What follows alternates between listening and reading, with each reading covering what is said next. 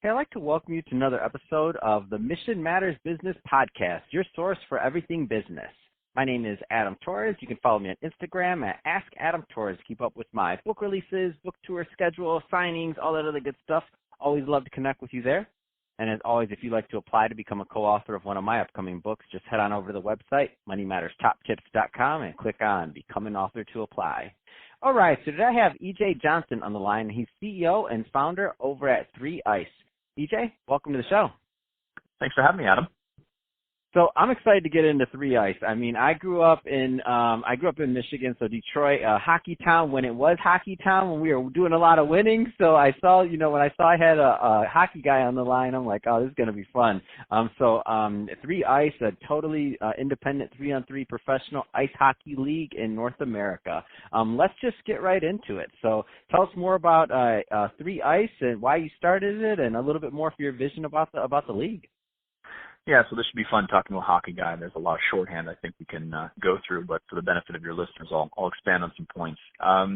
We like to say that we are overtime all the time and the best part of hockey. So if you're a hockey fan, you know that the 3-on-3 overtime format has probably become the best innovation in the game. It's all about passing, tic-tac-toe, playmaking, up and down, fast skating, goal scoring, breakaways. It's really a great edge-of-your-seat experience for hockey. And we thought that was a great way to create a new league in this new media landscape where fast, quick, snackable media is where it sort of seems to be as a landscape and how fans consume and share content. So we've built our entire format around 3-on-3 hockey. So our games are short format, 2 60-minute periods, and each team will descend or play against another team in a quick round-robin 7-game bracket-style tournament each Saturday to every city that we visit. And we think it's just an electric format. So that's kind of the overview. But please, where would you like to jump in? So, first of all, for new people being introduced to the sport, I think it's awesome. If you're just watching hockey for the first time, and if that was your first experience, if you didn't grow up in the environment, right? Like I've taken people to hockey games that have never been to one, and they, at first they get it, but it's not always, unless you're into it, the players, what's going on. Like you don't get that adrenaline rush constantly. This seems like just pure adrenaline the whole time, but they're going at it. Yeah, absolutely agree. And you hit on a nice point for us. If you're not a hockey fan, this is pretty intuitive to understand. If you're just an entertainment seeker or a sports fan and somebody brings you along, say you're bringing some friends to the game, It's really easy to understand. It's just back and forth, go, go, go action. So we think it is really fun, and that casual fan can enjoy it as well without having to know all the rules of the game. I love it. And then for the other side of the spectrum, the hockey fans that are diehards, I mean, for this is just like, what I even say? This is just like extra candy. It's the best, it's the best, like what you said, it's like the best part of, well, not the best, but it's one of the best, more exciting parts of regular hockey, overtime all the time. And you're bringing them just candy just the whole time for them to snack on. You said snackable. I'm thinking, the whole league's snackable. That's awesome. Well, thanks. We think we're fun, innovative, and snackable. That's kind of our internal mantra. But we've got a fun format. We're going to have an 8-team league and a touring model. So we're going to go from city to city across North America. So we'll be in Canada and the United States in our first year. We've got some plans to expand into Europe eventually. But each one of our 8 teams will descend upon that single city. And as I said, we'll play in a 7-game bracket-style tournament. So we'll crown a winner every night. So as a fan, you get that payoff. So each game is 16 minutes. 7 games total. That gives you 112 minutes of hockey over about a 3-hour evening, and we crown that winner each night. And over the course of those first 8 weeks, our top 4 teams at the end of those 8 weeks will advance to our 9th week. That's our championships. And those players will be playing for $1 million purse. We'll be broadcast on CBS and CBS Sports here in the States, TSN and RDS in Canada, and we're talking to some groups internationally to distribute us. So we're going to bring this to a really wide audience of hockey fans, casual sports fans, casual hockey fans. We think it's going to be a lot of fun. Wow. And so let's talk a little bit more about players and how and acquisition, recruiting. Like how did all that take place? Like how do you build a league? I see you're going on 3 years now. Yeah, so we're going to drop the puck in June 2021. So we have that kind of that hockey fix after the Stanley Cup is over and before the college football kickoff happens. We've been thinking about this for about 3.5 years. We put it into high gear about 2 years ago, and we've given ourselves another 18 months to get this going. Craig Patrick is our league commissioner. If you're not familiar with him, he's one of the guys on the 1980 Miracle on Ice Olympic team. He was one of the coaches. He's doing sort of a victory tour now in this month, February, talking about all of that. It's been great, and he talks about 3 ice. And he's going to be instrumental in helping us get our players on board. We've been talking to most of the big sports agencies out there, and we think there's a pool of about 250 to 400 ex-NHL players that want to come into this league as an extension of their careers. They either can retire or go overseas and play. We give them the option to stay here in North America and stay relevant and play the game that they love, get paid to do it, and play in front of 10 to 20,000 fans a night. So our guy is the ex-NHLer, mid to late 20s, early 30s at the latest. And I like to affectionately refer to him as that water bug, that 5'8", 5'9" guy that just darts all over the ice all the time. Wow. And cities, are those mapped out yet? They're not. So we're working with our partner ASM Global, and we actually want to invite the fans to help us chime in on that. So the interactivity of this league is something I'll chime in right now, Los Angeles. There you go. All right. A fan is chiming in right now. I was taught something the other day. I met this coach who coaches hockey, and I didn't know SoCal's I didn't, because again, being from the Midwest, I've been out here like 8 years, but South Bay, that whole like beach area, and even going further down into that's huge, like for coaching for hockey. And I'm like, what? There's a bunch of, I didn't even know.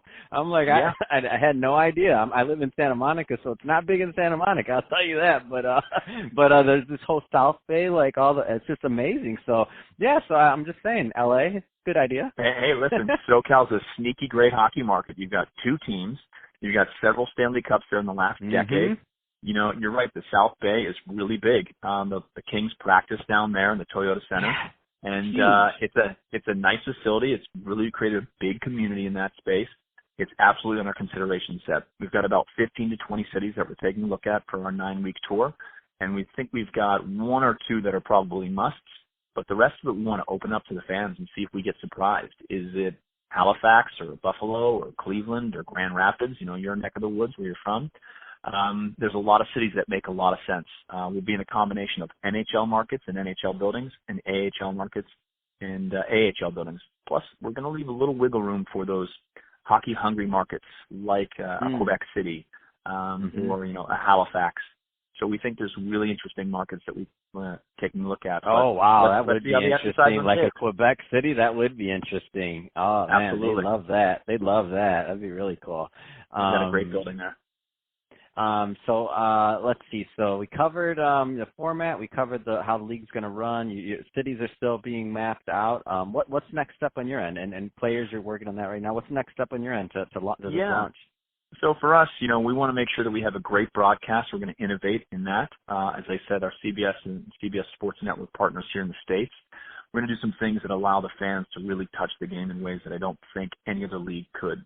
One, in the broadcast, we're going to have a cameraman on the ice. Since we only have 6 skaters, we only need 2 refs. Wow. We're going to have a camera guy right there in the face-off circle. We don't have any penalties, only penalty shots. So that cameraman's going to be skating down with that guy from center ice as he goes on to goal. We Get out of here. No, this is something that we can do. That's gonna be like the when the NFL brought in that whole like camera over the field thing concept. That's right. It's gonna feel like that, except it's gonna be better because it's gonna be like live action. Like you're behind. That's nice. That's fun. That's right. I don't skate that well, so I'm not good. That cameraman's gonna be good. That guy's gonna have to be a really skilled cameraman for sure. Have you recruited that person yet? That's the question. No, I'm just saying. I'm sure no, we haven't. And it's funny. I was just at a camera store today looking at some hardware and talking to a hockey fan who also worked there. So we were having a laugh about that as well. That guy will be part of our production team. We're working through all that stuff with CBS and TSN, but that'll be one interesting position. Another innovation is we're going to let the fans pick the second round matchups. So you can imagine you've got team A, B, C, and D that has won that first round matchup. Should A play D or B or C? We'll let the fans chime in. We've got the opportunity in the playoffs. Wow, so there's also an interactive component. This is almost like a video game. You've added a lot of different things to it to make it like a live action video game almost, but real. I mean, these guys are really playing. They're playing for $1 million, so they're in. Like, this is almost like, what was that old movie? I forgot it. Jeez, go ahead. Yeah, I forgot it, where they're like battling. This is like a legit battle, and the fans get to kind of choose. This is amazing. Yeah, it's something that I think we have the ability to innovate where other leagues really don't. They have rules and players agreements and collective bargaining association agreements. So there's all different things that we don't have that give us that freedom to do it. In the playoffs, irregardless or irrespective of the seeding, which team should play which team. I know the top team might want to play the fourth team, but we'll let the fans decide that. And then, of course, the sports betting and the gambling component of this becomes really fun and really interesting. So the interactivity is really great. We think that the fans will really take an ownership of this league, and we want them to. And we want them to share the content. It's the kind of thing that really lives well on social media, short games, quick games, highlight after highlight after highlight. And we got 7 games each night. So we think it's going to be a lot of fun for the fans to really put their thumbprint on it. Are the names for the teams picked out yet? Just curious. Yeah, we've got a really interesting model there as well. We're going to borrow a little bit from the English Premier League and a little bit from Formula One. So in the sense that in F1 you've got Team Ferrari and Team McLaren and Team Mercedes-Benz, we're going to do the same thing. So our sponsors, I'm making this up now, and teams would be Team Samsung, Team Ford, Team Verizon, Team Coca-Cola. And so we're not going to worry about trying to create that local fan base because we're a touring model. And we believe we're in the age of the fluid fan. So fans, because of fantasy, because of sports betting, you start to become fans of players, not necessarily the teams. There's always going to be that local affinity, but we think the fluid fan is here and here to stay. So the team concept will really, and branding it with the brand, will really give a lot of bang for the buck on the sponsorship side. We think it's innovative. The crest of the team will be the actual brand name, just like you see in English Premier League soccer. So it's a really interesting hybrid. We think it delivers a lot of value to our partners. And we think at the end of the day, just like Formula One, fans will be, cheering for Team Samsung or Team Mercedes or Team Ferrari. So we like that model a lot. How deep is the bench? Like, how does that look? Say that again, please. How deep is the bench? Like, how does that look in terms of structure? Yeah, great question, hockey guy question. So we will have 6 skaters plus a goalie. So in a 16-minute game, you can imagine you'll be playing roughly 8 minutes as a skater. The goalies will be playing the entire time. So in our first round, if you win, great, you go on to the next game. If you lose, you've only played 1 game that night, so you'll be well rested for next week. But the next round will be 4 teams playing in 2 more games. So if you win that game, you've now played 16 minutes out of a total 32. And then if you get to the championship and you win that, you'll be playing 24 minutes out of a possible 48. So that's about the same amount of time that a top defenseman or a top forward is playing in the NHL now. So it's going to be 6 guys skating, 1 goalie. We'll also have 2 goalies dressed on each bench in case there's injury, and they can go right in immediately. Again, we'll let the fans pick which goalie should be that sub. And then we'll have a handful of reserve players that travel with the entire 3-ice circus, if you will. And those will be guys in case someone gets injured or can't make it, or the missus gives birth, all those kinds of life reasons. We want to make sure we've got plenty of guys traveling as reserves. My only problem is we need a better word than circus. Entourage, what do we call it? No, it's got to be something else. I like it. Movable feast? Cooler. There we go. I'll take that. We can go all Renaissance on it. I'll go with that. There you go.